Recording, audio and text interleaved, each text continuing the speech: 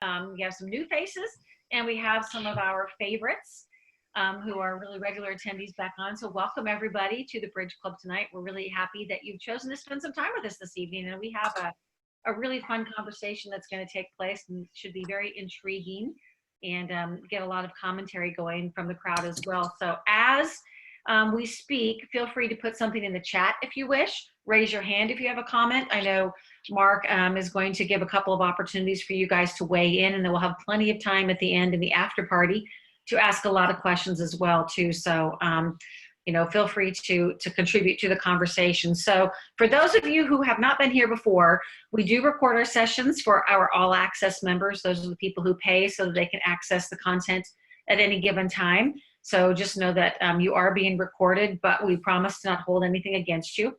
We don't do that kind of thing. But it's good information for people to be able to refer back to. Please turn on your camera. It looks like almost everybody except Leslie. Hopefully you'll be able to turn on your camera for us. If you're not in some place you can do that, we totally understand. Feel free to unmute unless you have noise in the background, and go to the upper right-hand corner so you can do gallery view. You can see everybody's face. So, okay, all those things aside. So tonight we're going to talk about— Oh, wait, you forgot to explain who you are. Oh, sorry. I'm sorry. Shoot. Not everybody knows. I'm Brenda Andreessen. I am one of the founders of the Bridge Club, along with my lovely partner, Catherine Haskins. And yes, together we founded the Bridge Club to help people connect, engage, learn, and grow, and hopefully move the profession forward in a really positive way. So tonight we have with us Mark Cushing from the Animal Policy Group and Kimberly Woodruff. Kimberly, do a little wave for us there.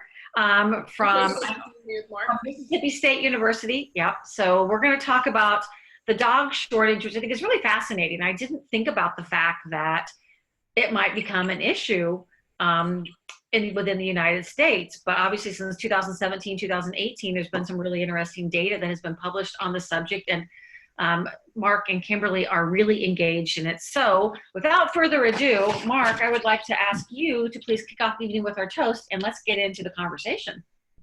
It's rare to see me with a glass of wine. I'm kidding. So for all, this is a nice California camp. This is to independent thinking and open constructive dialogue, which our country could use a lot more of. So cheers. Here, here. Cheers. So is it all mine, Brenda?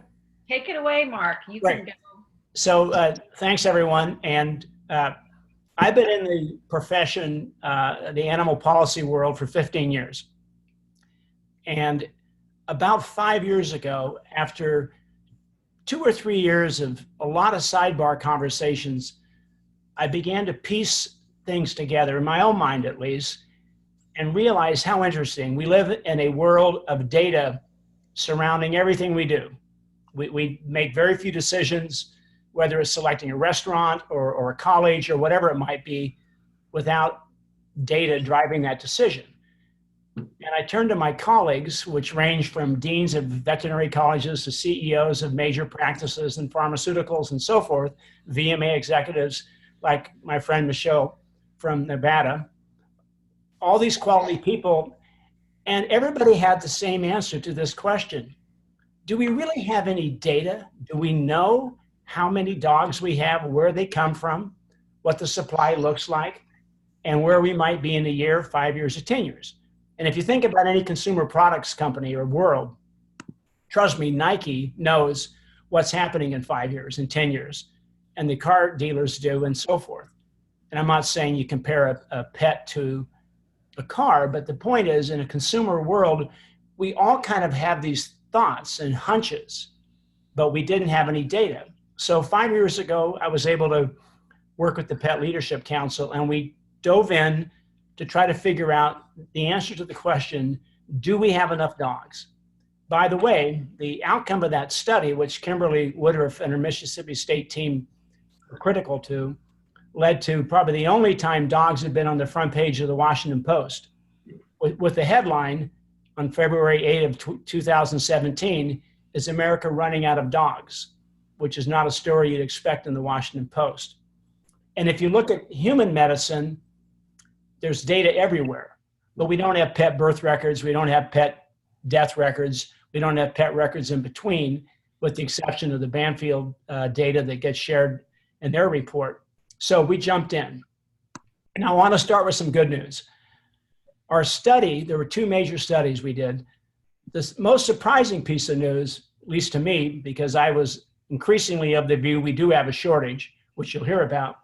But the most interesting news I'm going to put up on these nice handmade slides, because the Bridge Club doesn't allow PowerPoints. Thank you, Mark. Being you. being a 19th century organization, the Bridge Club apparently hasn't heard of PowerPoint, but take a look at this. Can you all see this? Yes. Believe it or not, shelters have reduced euthanasias from the 1990s at 12 million dogs per year to approximately 780,000. Now that is a 95+% decrease. And that ought to cause everyone, we don't have time to stand up and give a standing ovation, but in reality, everybody involved in animal welfare and the pet world ought to congratulate themselves and the industry and the nonprofits and the shelters and the VMAs and everybody involved, because that's as radical and dramatic a change as I can think of in almost any area of sort of human, certainly human and animal activity. And that's great news. So there's great success there. And it's not the reason why we have a dog shortage. I'm just starting with that because it might intrigue you to see that euthanasias now are below the million mark. And that opens the door to the question, I'll just pose it and we'll answer that maybe at a later Bridge Club. If we're down to that few of dogs euthanized nationally now, this is nationally in shelters, are those really the dogs that couldn't be adopted for behavioral or medical reasons? We may be closer to the point than we ever thought we'd get, where all adoptable dogs are being adopted. And I know Michelle Griffin, I'm not going to pick on Michelle Wagner, but just to call her out, she's been a leader in Nevada. And the Nevada Humane Society, they have volunteers whose only job is to make phone calls around the country to try to find dogs for adoption. And that was one of the anecdotal things that led to our interest in the study. Where are we with the number of dogs? And we, in fact, do have a dog shortage. And I'm not here to prove it because I want that to be proven. I'm here to show you what the data shows and you decide for yourself. So the first study we did tried to figure out, again, how many dogs are in America? Can you all see that? Hold a little closer to your screen. There we go. So 44% of households in the US have a dog. And that number, by the way, is confirmed by other surveys you've seen from AVMA and American Pet Products Association over the last 20 years. And Jane's joined us, and I'm not excluding cats for any reason other than the issue that this group focused on was the question of, do we have enough dogs? So I've got cats in my household, so at the risk of my wife hearing about this, just to be clear, the study was limited to dogs. The situation with cats is different, and that's worth obviously having a good conversation about. Interestingly, I thought you'd find this of value. If you look at where the dog ownership is, can you see this slide? Pull it closer to your face. Yep. How about there? There we go. Okay, Nice. so it's interesting that the mountain central area has the highest percentage of dog owners, 52%, and the two coasts are the lowest at 39%. And the two coasts, of course, east and west, are more dense in population, certainly along the Atlantic seaboard, and that could explain it. But if you go to New York, you'll see as many dogs in Manhattan as you might see anywhere else in the country. But I also just point out that when we looked at by income, who owns these dogs, and I'll get back to the shortage, but I want to make this point. Can you see this number? Now you'll notice that what you'd call the middle class in America of 50 to 100,000 is the highest percentage households with dogs, right? But look at the top number and the bottom number. Basically, the lowest income families in America, the lowest income, below 30,000 annual income, 43% of those households have dogs, and the greater than 100,000 income group, It's 46%, essentially the same, which really destroys this myth somehow that low-income Americans can't afford dogs. They may not be able to afford the vet care needed. That's a separate topic. But any notion that low-income Americans shouldn't have dogs at the same level or can't afford dogs at the same level simply isn't true. And I think that's encouraging about the broad view Americans have of dogs, but frankly, it makes the issue of a shortage even more acute, because before we consider why there's a shortage, I think everyone can agree when there's a shortage of something that people want and they have to pay for it, the price goes up. And so you do have a threat to low-income ownership. So then the question became, and by the way, based upon that 44% number, we determined that there were approximately 88 million dogs in American houses in America. That's the highest number that's ever been studied before. Earlier surveys said maybe 70, maybe 80, 82 million. And I know Jane would have a view of this. People put the number of cats roughly in the same dimension, about 85 to 88, maybe as much as 90 million. So take that number. Then you look at the question, how many do we need in this country? Because the question of if you have a shortage can only be determined by saying, is there a greater need than the current number of dogs? And that gets to be interesting. So there was one way to do it. And if you follow my explanation here, take a look. Can you all see this? Pull it back a little bit. Okay, how about there? Cover your face, Mark. I know, that's with the light. So the average lifespan of a dog, this is the average from the AVMA. Obviously, it's an average, meaning not every dog, is 11 years. Yeah. So there's roughly a 9% annual replacement need. And sure, not everybody replaces their dog if it passes away immediately, but there's new dog owners that come into the market every year as well, particularly millennials who leave college and now can have their own dog. And that gives you a number in red, and this was tied to 2016, of the need for about 8 million plus dogs a year in the United States. And that's an interesting number. So the question becomes, where could we find that many dogs? And if you talk to a lot of people, I certainly know in my 15 years, the assumption has been partly because of very effective advertising by certain animal welfare groups, particularly when they started. I think it was, I understood why, but the impression is created that every shelter in America, from New York City down to the bottom of Texas, from Baltimore to Los Angeles, that every shelter is full of adoptable dogs. So if Americans need dogs, just go to a local shelter and you can find one. And what we've now seen is that shelters, who have never claimed, by the way, that they could meet all the needs, but shelters, it turns out from Kimberly's study, produce about 2.6 million dogs a year for adoption, far short of the 8 million needed. So it's not a criticism, it's simply the reality.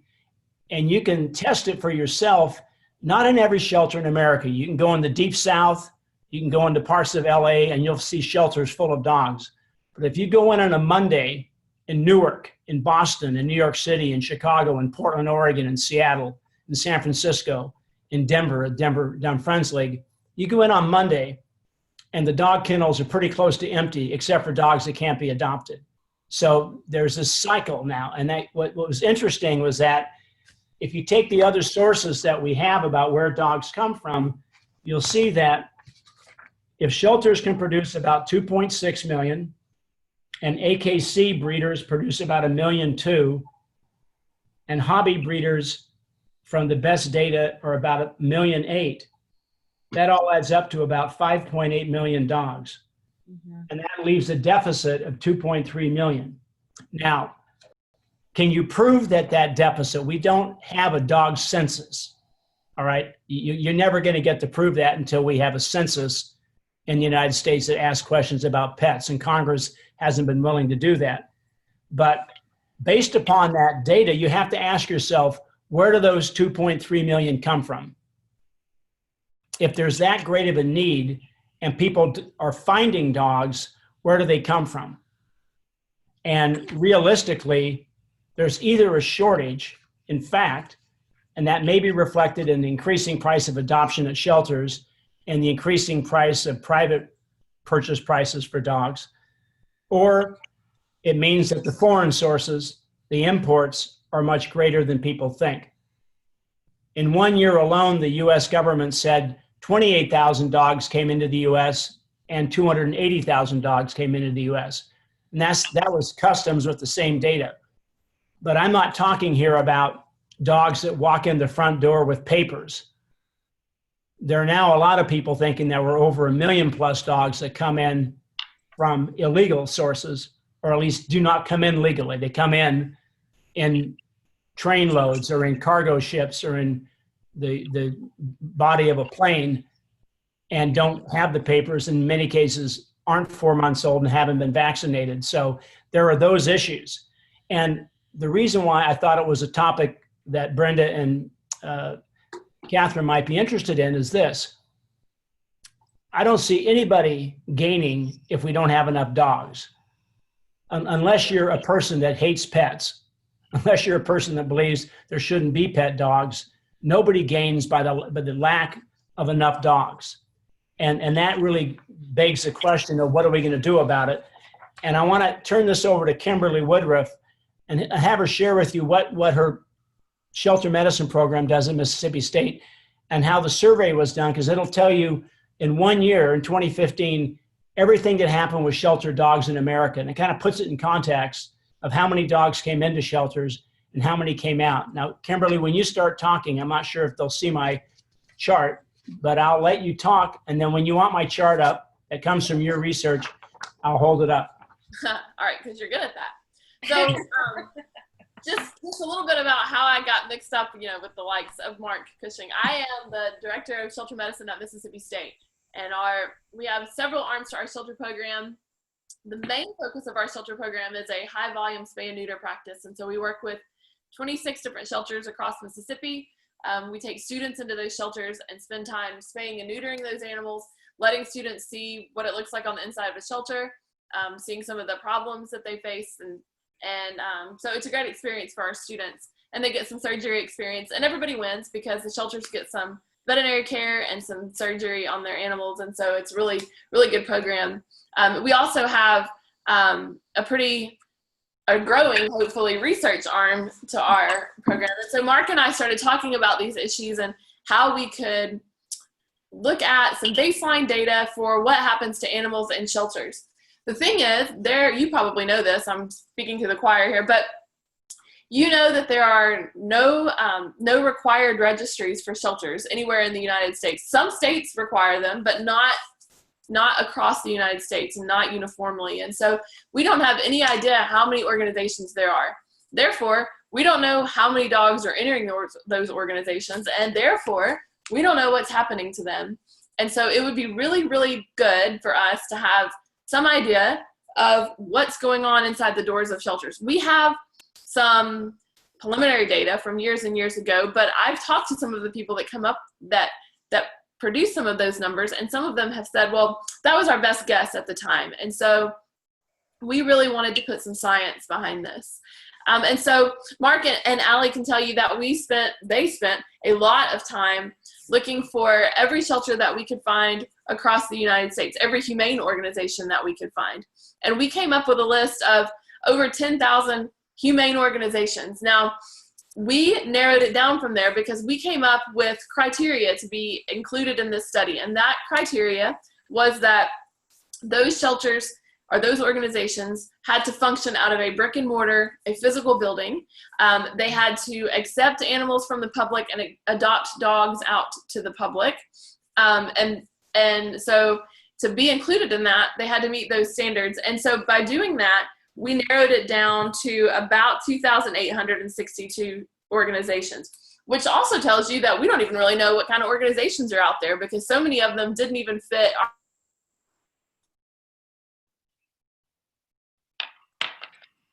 Oops, got a little bit. I was like, did she freeze for me? Nope, hold on. Mark, you're not frozen. No, I've had many try to freeze me over the years. But tonight's not their night, apparently. Yeah. Kimberly. So she could have lost, she was having some computer issues. So let's see here. You can see the chat. But I think while we wait for Kimberly to come back with us, I mean, Mark, you could maybe add a little bit of context around that as well, just in terms of like how the program So started.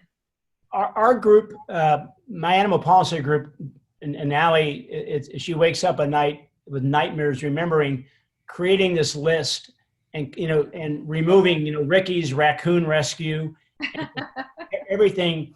And and ultimately there's a number of close to 7,000 shelters or humane societies in some fashion bring in dogs, have a physical presence, and adopt them out. And the data which Kimberly will speak to, but this, if you take a look at this is really the best data to look at, and Kimberly's group get the credit for what they came up with.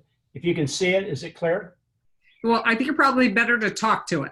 Yeah. Okay, A little bit higher, and talk to it. So okay, you'll see in red, in 2015, 5,532,000 dogs came into shelters.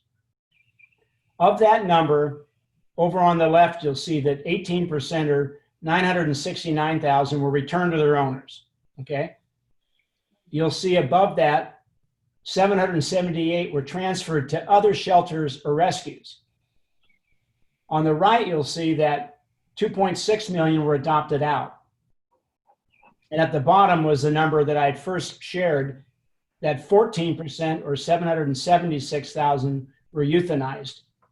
And that's a really interesting picture. And this is the largest sample ever done of shelters nationally, small and large. Big metro shelters, small rural shelters or humane societies, and everything in between. And so if you look at that, the good news here is that we are now transferring more dogs from one shelter to another shelter than we are euthanizing. Mark, can you just hold it up just a little bit? Sorry. Mark, I'm back. I don't actually know where I went, but I'm back. well, we see that you're back there. We had Mark kind of carry on, but in the meantime, and everyone on here, I will get the little handouts that Mark is showing, and we'll make sure that we attach them to everybody with our thank you note at the end of the evening. So that way you'll have those handy and you can ponder on them a little bit as you reflect on this conversation. Can you see these now, Brenda? Is it where they should be? Yeah, I can see it. I don't know if everybody can, but I can see it. Yes. Thank you. I'll just hold these up for Kimberly. I kind of ran through it, but you were talking about the process you used to get to this. So once we narrowed it down to about 2,862 shelters, actually, we did a phone survey. Did you talk about the phone survey? I did not. And we called all of those shelters. We got about a 14% response rate, which is pretty good for a phone survey. It doesn't sound like that much, but it's actually pretty on par for what you would expect with that. And from that, we came up with the numbers that Mark is holding up for you right now. Mark, do you want to read those numbers off? I've done that. We already did. Okay, you already did that. Great. So the other thing we did was look at the factors that affect that. So if the shelter is funded municipally versus funded with grants and donations, how does that affect what animals are adopted or what animals are euthanized? And so we looked at funding source. We looked at the source of animals. Do they get their animals through animal control or by owner surrender or a combination of the two? We looked at region. And so that's the really interesting thing. The things that were most commonly associated with a shelter's probability to adopt out or euthanize or transfer an animal were region of the United States and financial source. So as you might expect, we'll talk about region a little bit because I think that's the information that we're most interested in tonight. For example, if you go to a shelter in the Northeast, you will find that there's not a lot of animals in those shelters. And that came out in our study because we found that animals in shelters in the Northeast are less likely to euthanize their dogs, whereas shelters in the Southeast, where I'm from, are most likely to euthanize their dogs. Conversely, you might imagine, we looked at the probability to transfer a dog. We found out that shelters in the Southeast are more likely to transfer, but shelters in the Northeast are more likely to accept those transfers and less likely to transfer out to other shelters. And so what that tells you is that there are shelters out there that still need help placing their animals, but there's also shelters out there that are searching for adoptable animals to place into their communities. And so I think it's that's really good information for us to have. The other fun thing about that is we've since done an additional study asking some additional questions, but we repeated some of those questions in the follow-up study. And those numbers that Mark was showing you were basically repeated. There was no percentage more than 5 points off of the percentage that we found with Mark. And so the really exciting thing was there were two very different studies. The first study was a phone survey of about a 14% response rate. The second study, we picked 5 states, 1 in each region. We went to every shelter that we could find personally, and we in person interviewed them. We got about a 73% participation rate. So very different shelters, but the percentages that we came up with were very similar, which in my mind made me really excited because I think we're getting somewhere having a kind of a baseline idea of what's going on. And I liked that our numbers paralleled so well. Mark, is there anything you'd like me to add to that? No, that's great, Kimberly. We're just about at the Q&A part, which will be fun. I think where I'd want to leave it, Brenda and Catherine, for our audience to jump in is this. If you can question the data, if you want to question the data, develop alternative data, using reliable methods, and we'll be happy to look at that. We weren't sure what we'd find out, and this study was done not knowing what the outcome would be. But if we do have a shortage, and we have a millennial and now Generation Z population leaving college and in the workplace that want pet ownership at levels the United States has never seen it at the percentage level, never seen the choices made to defer children, in some cases marriage, to only pick a place to live if they can have a pet, and dogs and cats, obviously, then you have to address the question of what do we do with this shortage? And there's 3 solutions, and it can be part of each of these 3, or it can be one of these 3. One way is to have hobby breeders, just hope that people have litters at home, or people around your community know what they're doing and they have litters. And that's basically about 1/3 of the dogs out there right now are hobby bred dogs. But can you realistically double that number? And would you want that to be the case? For lots of reasons. Secondly, do we want to be a country that basically imports our dogs? The countries we import from, I will tell you, are not the animal welfare leaders of the global community. So if that's the case, then we have a lot of work to do to educate dog breeders in Guatemala and Honduras and Kazakhstan and Romania, and I'll go down the list. And that's a challenge. And the third is the toughest politically, which is over the last 15 years, commercial breeding of dogs has been cast under a pretty broad umbrella as puppy mills. And for many people, if you hear the term commercial breeding of dogs, you say puppy mills. You think they're synonymous. Breeders will, defend that and resent that and argue that some are bad and many aren't. But the point being, right now, you don't have kids in high school when raising their hand at career day saying, I want to be a commercial dog breeder. It's not even viewed as a successful, legitimate career. And we have 75 land-grant universities in America, 75. One of them has a program studying breeding of dogs. They study breeding of llama, alpaca, beavers, raccoons, zoo animals, all sorts of food animals. But in the pet center of the world, we don't have land grants devoting any scholarship or teaching to the breeding of dogs. And you might wonder if it wouldn't be a good idea to bring academia into that world and then see if standards could be developed regarding commercial breeding, that it could be an acceptable business and a source of dogs. But right now, breeders, and they, in many cases, have done it to themselves, have been positioned as puppy mills, and 262 cities have banned the retail sale of puppies. 2 or 3 states have, and it's just, you know, I mean, it's obviously trending in a different direction. So with that, Brenda, I think there should be some questions out there. I think it will be, yeah. Hope this has been interesting, and we'll take all the questions you've got. So real quick, for anybody who has to depart, we at the Bridge Club always promise that at 25 minutes after the conversation has begun, you are free to leave if you must do so. So if anybody needs to pop off now, we certainly appreciate that you were here. But we do hope you'll stay around for our favorite part, which is the after party. Not just because it's called the after party, but because usually we get into some really phenomenal conversations at this point in the show.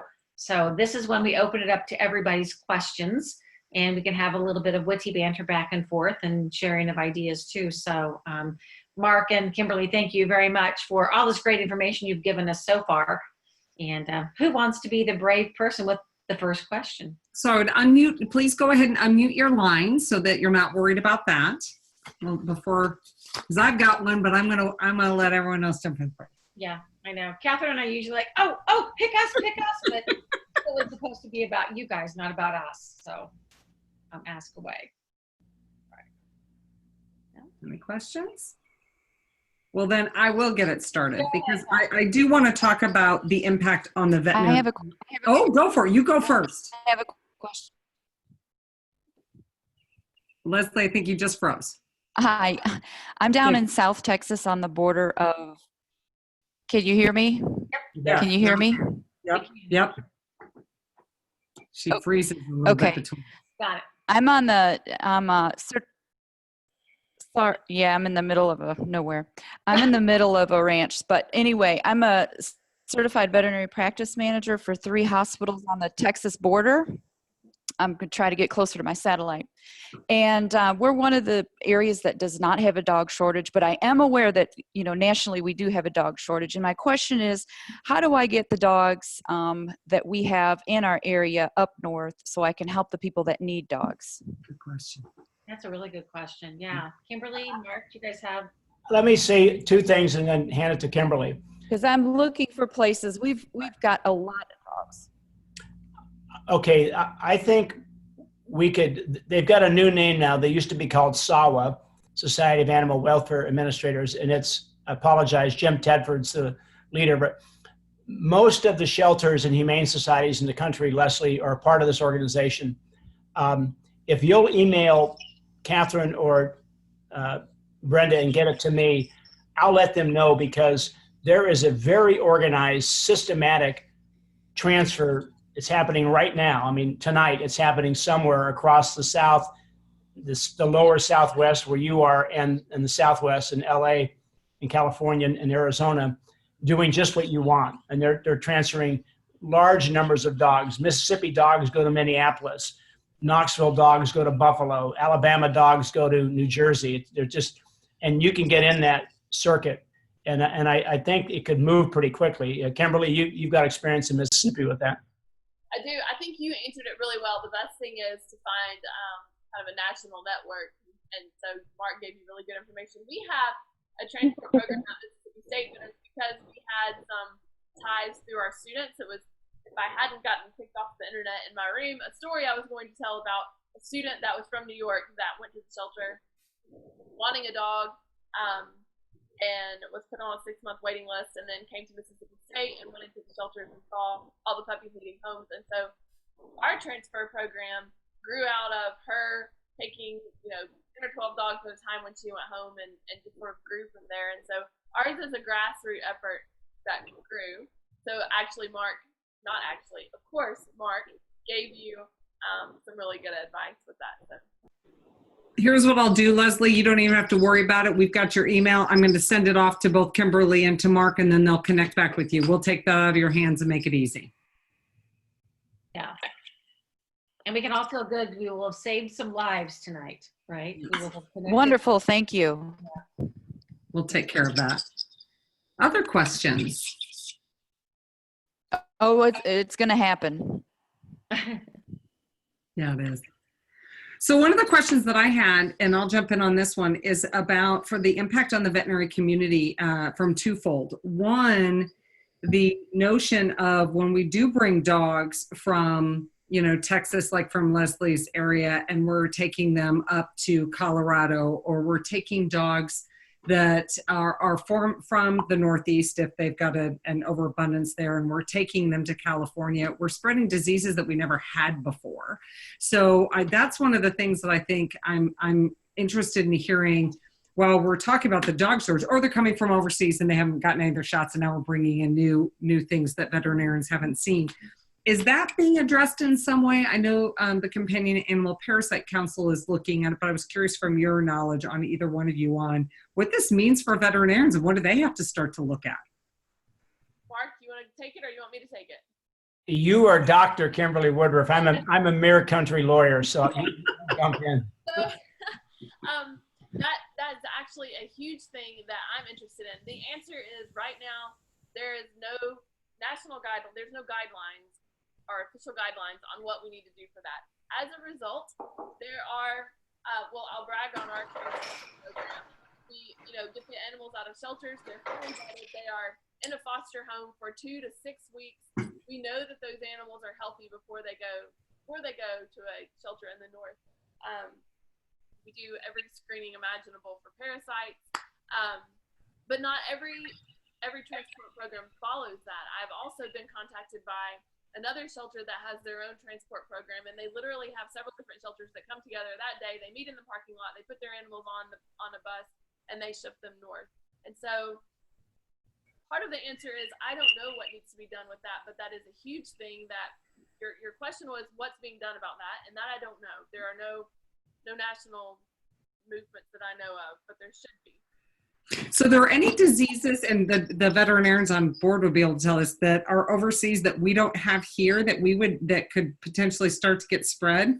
Well, yeah, so a huge one is rabies, right? Like it's somewhat controlled in the United States, but in some other countries there are thousands of deaths, both human and animals, every year because of rabies. And so that's the one that just slips up. But yeah, there's a whole lot more. There's tons of zoonotic diseases and things like that we need to be careful about. So the veterinarian is the first line of defense with that, right?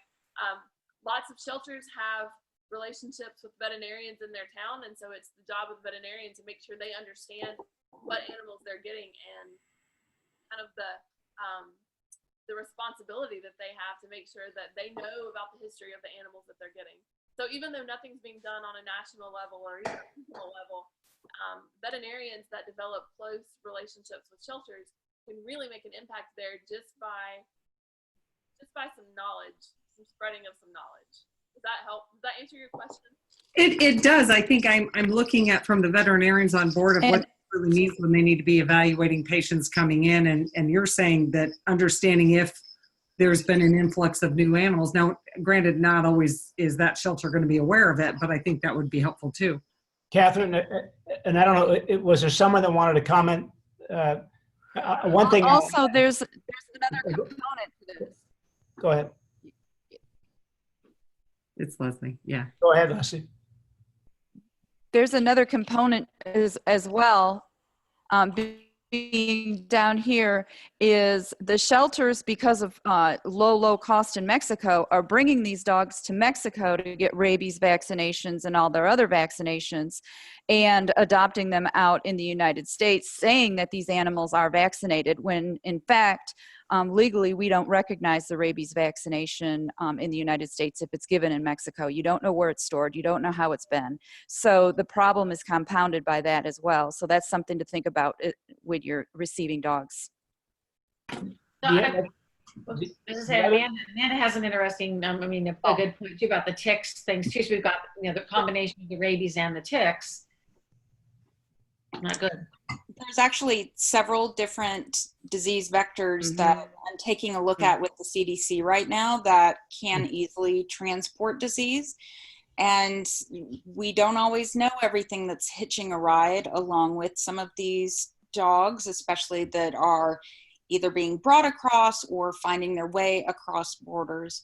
The same thing goes within our own orders. I'm sure everyone remembers Katrina, and what happened after Katrina is we now have heartworm disease is basically endemic everywhere because we had heartworm positive dogs that moved elsewhere and then infected the local mosquito population.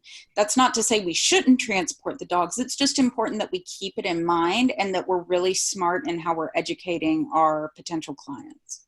So Mark and Kimberly and you guys' research, is there any information about how this really, I hate to say creates an opportunity for veterinary medicine, but in a way, it does create a need for veterinarians to get involved, at the receiving end of these transports too, to ensure that, the pets are checked and that before they are adopted into homes that they have, have good, clean health records or are getting the care that they need. So really it's creating an opportunity for veterinarians in their community to be a nice resource.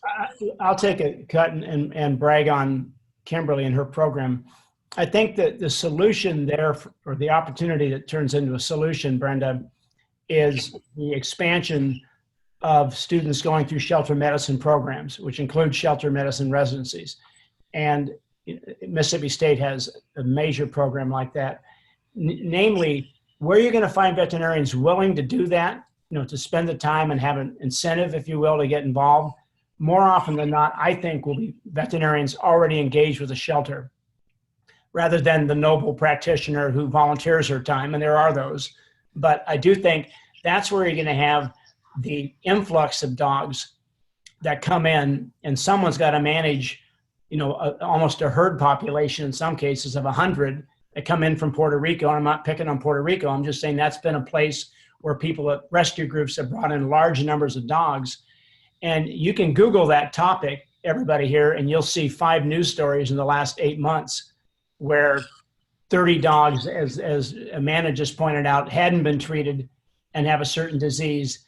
And one of them got put in a traditional shelter, mingled with other dogs at the shelter, and suddenly you have an outbreak of some sort. And I think it's going to be shelter medicine docs, but that's a high demand field from a student standpoint. We're only now developing the funding to have jobs, and probably Kimberly can speak to that, to give every woman that gets that degree or residency an opportunity. But there are very sophisticated medical practices at shelters now, and I suspect that's where it's going to come, more academia. I don't know that private practice will be incentivized to do it. Kimberly? I agree with you. I think we are in a new era of veterinary students understanding what shelter medicine is really all about. That there is, of course, the spay and neuter aspect, which is what we do a lot, but there is also an epidemiological aspect to that too, and there's a disease control. And I can tell you that it's a very new thing for me, only in the last 5 years, to be sought out by students to say, please be my advisor because I have an interest in this in my future. And now I've got multiple students a year, and we have multiple students a year that are coming for interviews that are saying I have an interest in this. And so we're seeing that grow. A lot of schools are also, we realized it first, just kidding, but a lot of schools are realizing the benefit of putting shelters just that they can learn from those shelter animals, and it's a mutual benefit, but also that there's really a need there for them to even understand what happens in a shelter.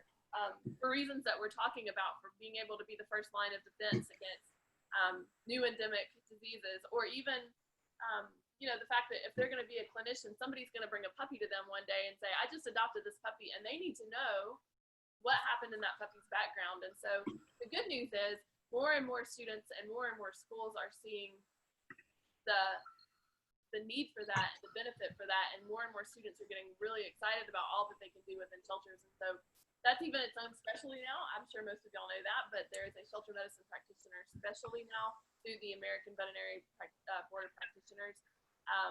They're in their maybe 3rd year of accepting veterinarians for that. And so it's a growing field, and it's going to be exciting to see really the potential that exists within that field. Jane, did you want to say something? Oh, wait, you got to unmute.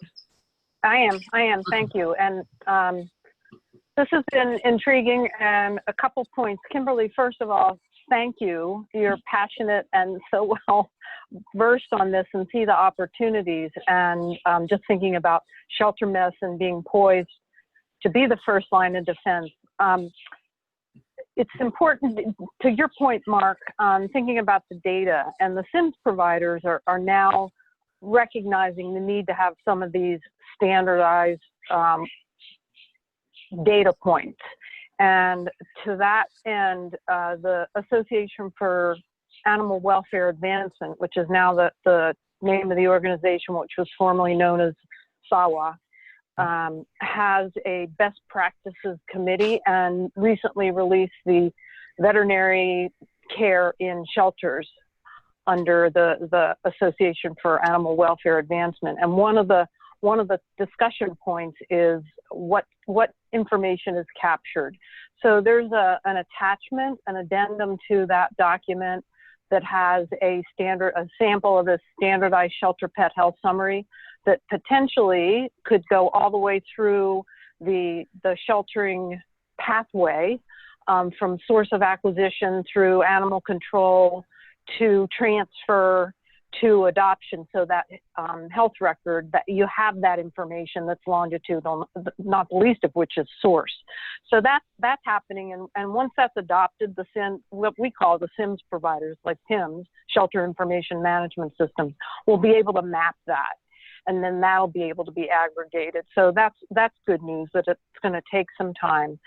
And just the other thing I just wanted to point out is that, Mark, I'm wondering why you might, or if you would consider the fourth alternative solution, which is this an opportunity for cats, and to position the value of cats as being amazing pets, and to do two things. One is solve the quote overpopulation problem. That's another whole, Kimberly, you know that's another whole conversation on how cats are counted and how they get in and out of the animal welfare community. But just, they're great pets, and how do we make them more mainstream? And they're easier than dogs in most cases. And if we're lucky, Diane Eigner will hold up her new naked cat so that we can see him. So that's just it. I'm just so proud of everybody, the students that are in the sheltering community, and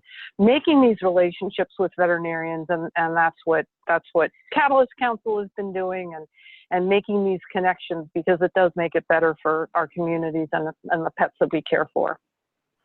Right. That was fantastic. Good suggestion. Absolutely. Great suggestion. We are coming to the end, so any final questions? That went very fast. It always does. This is does. such an intriguing conversation, and I will toss up to those of you who are hanging with us. We're on June 5th, I think it is, right, Catherine? We actually are having a conversation that's going to include a breeder and a veterinarian, talking about how breeders and veterinarians can work collaboratively to the benefit of both, to make sure that there are healthy dogs coming through a well-informed breeder, not a puppy mill, so to speak. So that might be kind of an interesting one for some of you who are interested in this particular topic. But I just think there's so many more legs to this conversation. When we were putting the topics together, we were talking about how many different directions we could potentially go. So if you guys really enjoyed this, let us know, because perhaps we can do yet another chapter and come back with some more data or some more ideas, and have people share what they have done, perhaps even to help alleviate the problems in their areas, or make the connections that help dogs find homes and help cats find homes too, Jane. We want to make sure that happens. I'm actually loving this idea of doing like the shelter the overcrowding or population boom of cats. And I'd like to, so that may be added to our list tomorrow. Maybe that's something we involve in Cat Week too, and our Feline Health Week. There you go. We do have a Cat Week coming up, so yeah, that would be fantastic. So last questions for anybody. As we mentioned early on, everybody who's an All Access member will get this video recorded.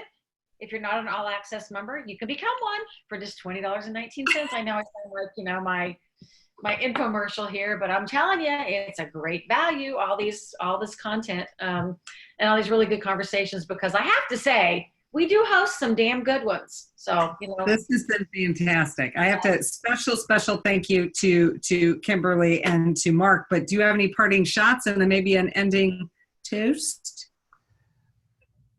I'm empty. I've got, I'll take care of that when we're finished. This is fun. I enjoyed the conversation and interest, and there are a lot of ways, small and large, to get involved in the issue. So thanks for your interest. Yeah, absolutely. We appreciate it. All right, everyone, cheers. Have a great evening.